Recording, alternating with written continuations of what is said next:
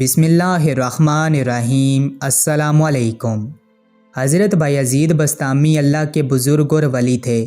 آپ بسطام میں لوگوں کو درس و تدریس دیتے تھے۔ ایک بار آپ کے محلے میں ایک فاحشہ عورت آ کر بس گئی اور لوگوں کا ایمان خراب کرنے لگی۔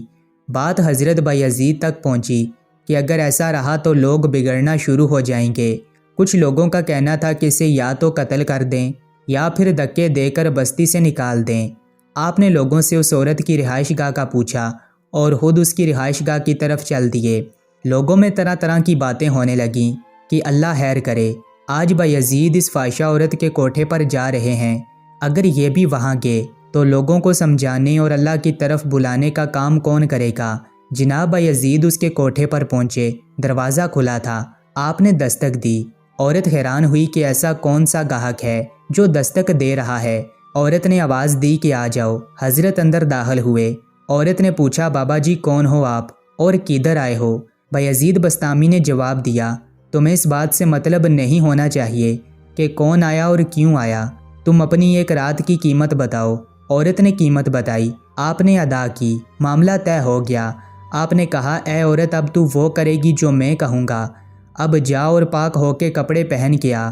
وہ عورت گئی اور نہا کے پاک کپڑے پہن کے آئی۔ آپ نے فرمایا، اب نماز کی نیت باندھ اور نماز پڑھ۔ وہ فاحشہ عورت کہنے لگی، اے اللہ کے بندے تو یہ کیا کام لے رہا ہے مجھ سے؟ آپ نے فرمایا، ہمارا معاملہ طے ہوا ہے، میں تیری قیمت دے چکا اور تو بھی کہہ چکی کہ وہی کام کروں گی جو میں کہوں گا۔ اس عورت نے کہا، مگر مجھے تو نماز پڑھنا نہیں آتی، کبھی پڑھی جو نہیں۔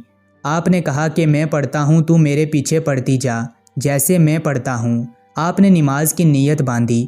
وہ بھی پیچھے ہاتھ باندھے کھڑی ہو گئی۔ آپ نے رکوع کیا، اس نے بھی کیا۔ جب آپ سجدے میں گئے، وہ بھی گئی۔ تو بایزید رونے لگے اور فرمایا، اے میرے اللہ، یہاں تک اس کو لانا میرا کام تھا، دل بدلنا تیرا کام ہے۔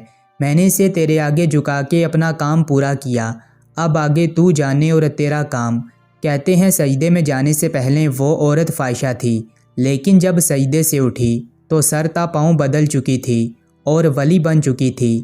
کسی کے گناہ کی وجہ سے اس سے نفرت کرنا اللہ والوں کا وتیرہ نہیں ہوا کرتا، کیونکہ جب اللہ کہتا ہے کہ مجھ سے معافی مانگو، میں توبہ قبول کرنے والا ہوں، جب وہ کائنات کا رب کسی کے گناہ کی وجہ سے اس سے نفرت نہیں کرتا کہ جس کی نافرمانی اور حکم عدولی کی جاتی ہے، جب وہ کہتا ہے مجھ سے توبہ کرو، میں معاف کرنے والا ہوں، تو پھر ہم کون ہوتے ہیں کسی کے گناہ کی وجہ سے اس کے ساتھ ایسا ویسا کریں۔ اللہ تعالیٰ سمجھنے کی توفیق نصیب فرمائے۔ آمین ثم آمین۔